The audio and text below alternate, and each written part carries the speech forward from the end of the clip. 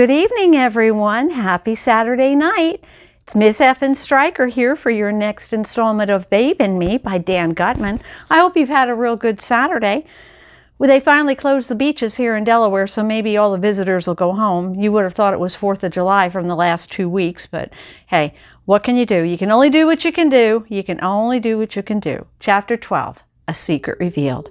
Next stop, LaSalle Street Station, Chicago, Illinois. When I woke up, Dad was staring out the window, sort of dreamy look on his face. "What time is it?" I mumbled. "About 5 o'clock. You slept almost the whole day." "I guess I'm jet-lagged from traveling 70 years through time." "Do you see anything unusual out there, Butch?" "No," I said, looking out the window. "Just a bunch of farms."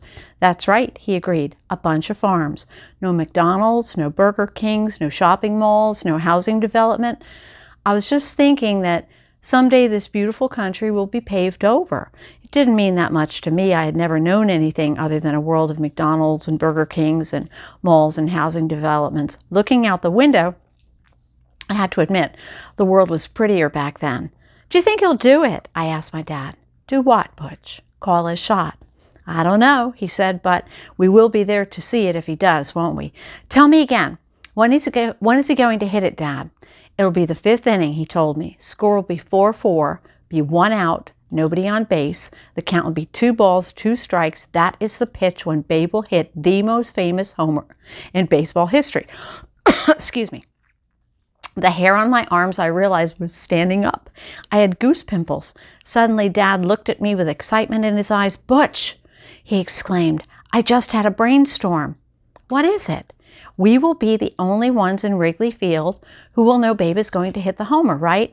We know exactly when he's going to hit it, and I know pretty much where he's going to hit it. Deep to straightaway center field." "So?" "Butch, I'm going to catch that ball." "Catch it?" "Yeah, I'll position you down low in the stand so you can see if Babe calls the shot or not.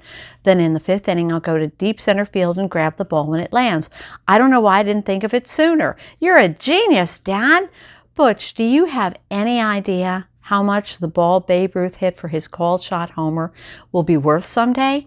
"Thousands more," Dad continued. "Remember when Mark McGwire hit 70 home runs in one season? Do you remember how much the guy who caught number 70 sold it for? $1 million or something like that?" $3 million, Dad exclaimed. "You got to catch that ball, Dad." I said, "I'm going to catch that ball." We settled into our seats and thought about what we would do if we had $3 million. A newsboy came around selling papers and Dad bought one. He was skimming the pages when he suddenly stopped at a page. His hands started shaking, which made the paper rustle. His breathing was heavy. I was afraid all the excitement about catching the called shot ball had caused him to have a heart attack or something. "What is it, Dad?" I asked. "Nothing." I looked to see what he was reading in the paper. "Hitler is expected to be chancellor in cabinet shakeup. Every likelihood now that Nazi leader will be appointed within a few days. Government seeks assurance of moderation and check on fascist leader. Von Papen likely to be foreign minister. 2 more killings as new decrees take effect." By Christopher Richmond. Special cable to the Journal. Berlin. "There is every likelihood tonight that within a few days, Adolf Hitler will be the Chancellor of Germany, of the German Republic. Thus, the impossible of yesterday, in view of the attitude of the present government, has become the best bet of today. The world's greatest political poker." Jeepers creepers, I lost something in the Kindle here. Oi! I knew a little bit about Adolf Hitler. Pardon me, guys. Sometimes this happens with a Kindle. I knew he was the dictator of Nazi Germany during World War II. He tried to take over the world and he killed millions of innocent people in concentration camps. It was called the Holocaust. But I didn't know what that had to do with my dad or why he was reacting so strongly. "What's the matter?" I asked. "You're too young." "I am not," protested. "I'm 13. Dad sighed. He put down the newspaper and looked at me. "Have you ever wondered," he asked me, "why you don't have a lot of cousins or uncles or aunts on my side of the family. I guess your parents and grandparents didn't have many kids. My grandparents had 11 children, Joe. Dad explained, 6 boys and 5 girls. What happened to them? They were killed, Dad said quietly. 10 of them.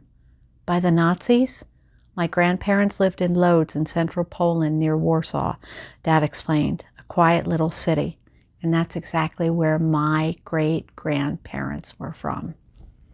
Don't let my last name fool you. It must have been one crazy house with all 13 of them living together.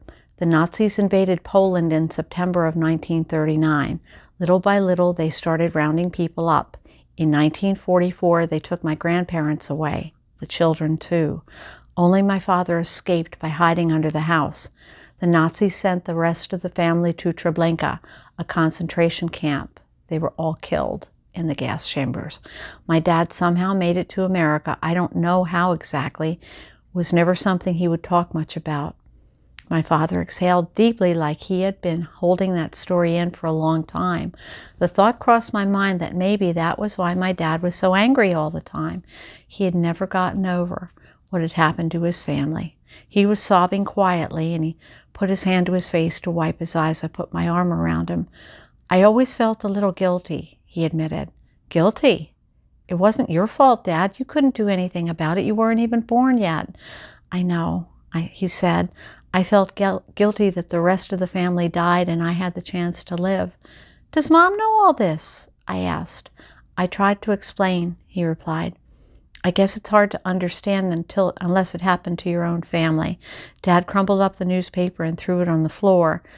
Then he stared out the window silently. The farms were gone now. There were buildings out there, cars, people.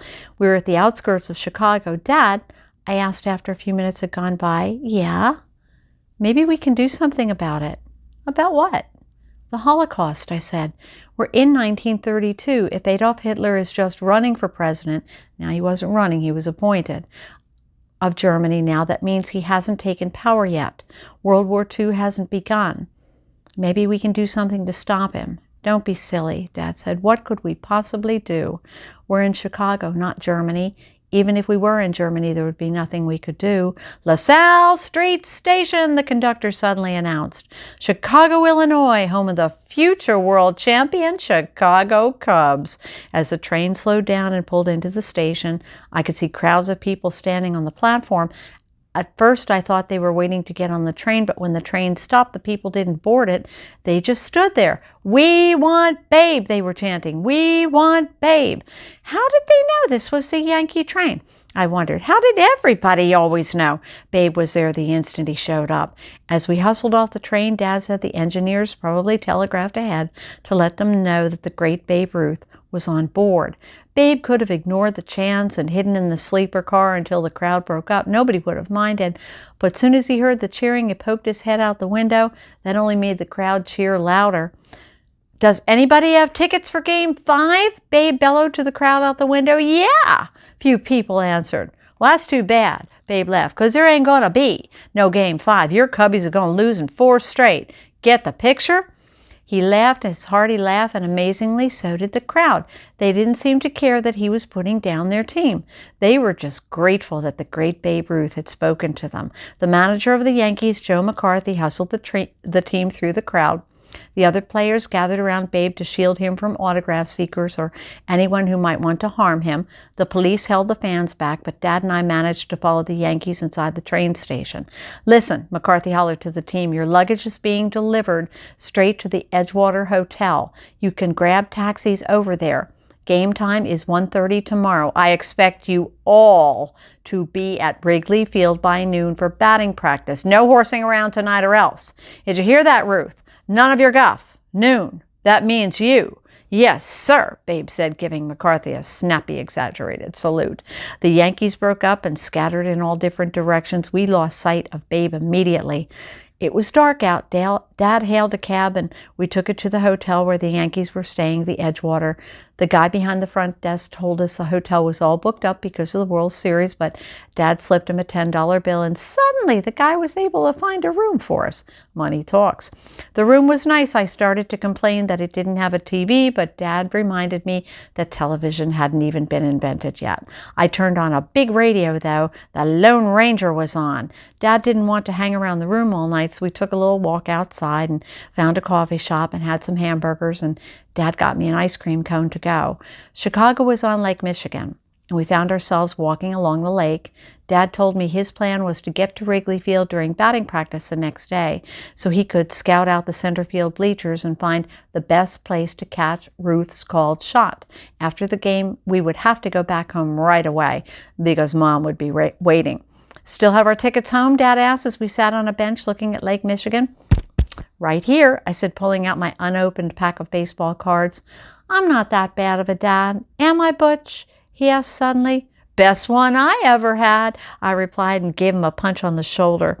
Even though I'd slept a lot on the train from New York, I was still pretty tired. So we went back to the hotel as I closed my eyes. I was hoping Babe Ruth was getting a good night's sleep. Tomorrow would be one of the biggest days of his life. And mine. I'm going to stop there because with the internet being as slow as it is, it took forever last night for the upload. So I'm going to stop there and we'll continue with chapter 13, lucky number 13. Look at this goofy dog.